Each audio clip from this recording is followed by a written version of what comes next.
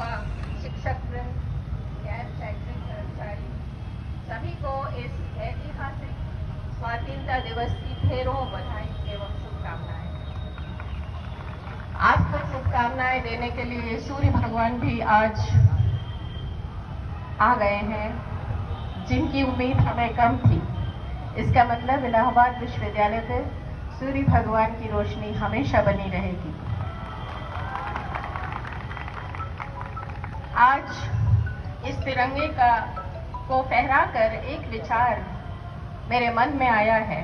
जिस प्रकार से भारतवर्ष एक ऐसा गौरवशाली देश है जिसकी माला में अनेक रंग के मोती एक ही माला में पिरोए गए हैं, उसी तरह से आज इलाहाबाद विश्वविद्यालय में अनेक रंग के भिन्न प्रदेशों के मोतियों की एक सुंदर माला आपके सामने प्रस्तुत है और ये बनकर अनेकता में एकता का प्रतीक दे रही है। लगभग 30 राज्यों से शिक्षक और कर्मचारी इस विश्वविद्यालय में आए हैं और उन्होंने अपना कार्यभार ग्रहण किया है। इस विश्वविद्यालय का मेरा सफर अब लगभग 3.5 वर्ष का हो चला है।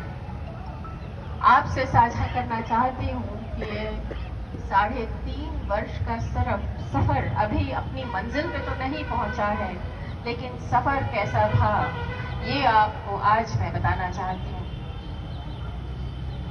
पग पग पर कई समस्याएं खड़ी हुई, लेकिन समस्याएं तब जब उनका निवारण हो पाता है जब कोई कहीं बैठकर उन समस्याओं का हल खोज रहा होता है। अनेकों समस्याओं से घिरा हुआ यह विश्वविद्यालय शिक्षकों के अभाव से जूझ रहा था और सभी गैर शैक्षणिक कर्मचारी भी रिटायर हो चुके थे।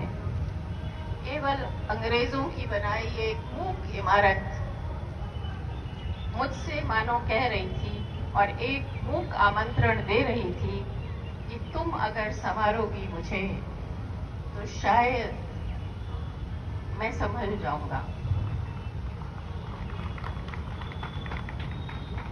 353 नए शिक्षकों के आगमन से इसके प्रांगण में नवीन ऊर्जा का प्रादुर्भाव हुआ है। गंगा यमुना के इस पावन संगम धारा में सरस्वती विलुप्त हो गई थी। पुनः इलाहाबाद विश्वविद्यालय में नए शिक्षकों के आगमन से ज्ञान की सरस्वती प्रस्फुटित हुई है। आपको शिक्षक देना कोई सरल कार्य नहीं था।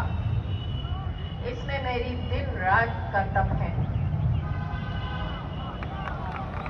उच्च व उच्चतम न्यायालय यानी सर्वोच्च न्यायालय में वकीलों की बहस, तमाम धरने, नकारात्मक तत्वों के ऊंचे स्वर और पिछले 3 वर्षों तक का विभिन्न प्रकार की समस्याओं का सामना करते हुए, जूझते हुए मैंने आप लोगों को नए शिक्षक प्रदान किए, क्योंकि मैं हमेशा समझती हूँ कि काम कोई भी करना है तो उसके लिए मन चाहिए, मौसम नहीं।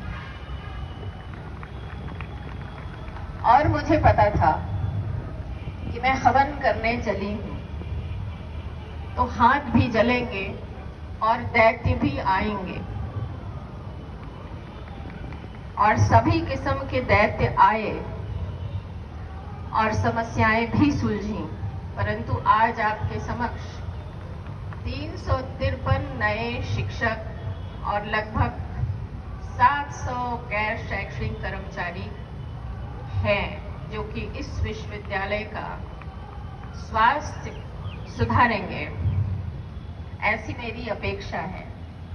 तो यहाँ पर ये कहना गलत नहीं होगा कि हम लाए हैं तूफान से कश्ती निकाल के। इस विश्वविद्यालय को रखना है मेरे बच्चों संभाल के। इस विश्वविद्यालय में 25,000 छात्र छात्राएं पढ़ते हैं। प्रत्येक विभाग में शिक्षकों के आगमन से आपकी कोचिंग के ऊपर जो निर्भरता है वो निश्चित रूप से कम हो जाएगी। ये विश्वविद्यालय अपने ज्ञान की लौ से पुनः नई पीढ़ी को राह दिखाएगा। ज्ञान, खेल एवं सांस्कृतिक गतिविधियों को निरंतर बल दिया जा रहा है। एनईपी के तहत तमाम नए पाठ्यक्रम बनाए गए हैं, चल रहे हैं और उनमें लोग अभी प्रवेश भी ले रहे हैं।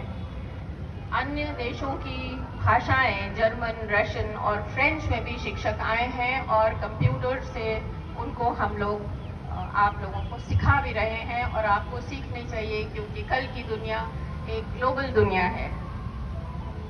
पहली बार विश्वविद्यालय में एक बस की सुविधा लड़कियों के लिए की गई है और जल्द ही वो सेवा आरंभ होगी। आप लोगों ने देखा कि बसें सामने खड़ी हुई हैं और मुझे लगा कि लड़कियों की सेफ्टी सबसे जरूरी है। एक अर्ली चाइल्ड केयर सेंटर भी चल रहा है जो कि छात्र छात्राओं और उनके दम पे चल रहा है। बच्चे उनमें बहुत सारे आ गए हैं। शिक्षकों को और शिक्षिकाओं को इससे काफी राहत है। सभी प्रकार के खेलों का प्रयोजन छात्र व छात्राओं को लाभान्वित करने के लिए किया गया है। केमिस्ट्री विभाग की एक 3 स्तरीय नई इमारत खड़ी हो गई है। 12 नए लेक्चर हॉल्स का निर्माण अपने अंतिम पड़ाव पर है। छात्र छात्राओं के व्यक्तित्व के चहुमुखी विकास हेतु समस्त सुविधाएं विश्वविद्यालय में उपलब्ध हैं। 350 नए गैर शैक्षणिक कर्मचारी शीघ्र ही विश्वविद्यालय में अपना कार्यभार ग्रहण करेंगे। जो बची खुची कमी थी वो भी पूरी हो जाएगी।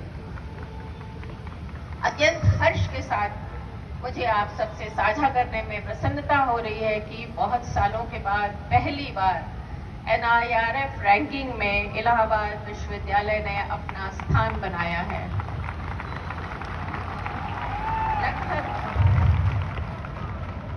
लगभग 3500 योग्य युवाओं का इंटरव्यू लेने के बाद मुझे आपसे कहने में तनिक संकोच नहीं है कि शिक्षा का ढांचा चरमरा गया है।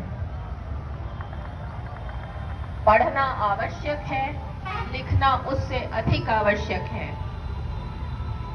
मेरी आकांक्षा है कि आप सबका नाम इस विश्वविद्यालय के मस्तिष्क पटल पर स्वर्ण अक्षरों में लिखा जाए। उसके लिए आपको कड़ी मेहनत करनी होगी, धरने नहीं, कड़ी मेहनत। जीवन का उद्देश्य ये कदापि नहीं है कि आप जीवन में कितनी बार गिरे या कितनी बार विफल हुए। जीवन का उद्देश्य ये है कि विफल होने के बाद आप कितनी बार उठे और उसी रफ्तार से फिर से दौड़े। युवा अवस्था एक ऐसा समय है आपके जीवन का जो कि बहुत महत्वपूर्ण है। यहीं पर आप अपने सारे सपने पूरे कर सकते हैं। आज ही वो समय है जब आप अपने व्यक्तित्व को निखार सकते हैं।